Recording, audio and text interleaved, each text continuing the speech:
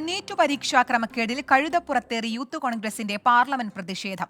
കേന്ദ്ര വിദ്യാഭ്യാസ മന്ത്രി രാജിവെക്കണമെന്നാവശ്യപ്പെട്ടാണ് സമരം. വിനീത ബീച്ച് ചേരുന്നുണ്ട് ഡൽഹിയിൽ നിന്ന് കൂടുതൽ വിശദാംശങ്ങളുമായി.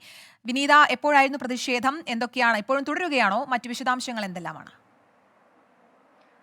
കീർത്തന, നീറ്റ് വിവാദത്തിൽ പ്രതിപക്ഷ പാർട്ടികൾ പ്രതിഷേധം കടുപ്പിക്കുകയാണ്. ഇന്ന് പ്രതിപക്ഷ പാർട്ടികളുടെ വിദ്യാർത്ഥി സംഘടനകളുടെ നേതൃത്വത്തിൽ പ്രതിഷേധം നടന്നിരുന്നു. അതിന് പിന്നാലെയാണ് യൂത്ത് കോൺഗ്രസ് പ്രവർത്തകരുടെ കൂടി പ്രതിഷേധം നടന്നിരിക്കുന്നത്.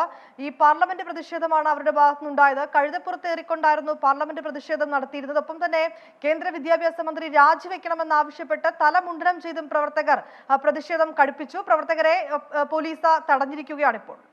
കീർത്തന. ശരി, വിനീത വിജയാണ് വാർത്തയുടെ കൂടുതൽ വിശദാംശങ്ങൾ നൽകിയത്.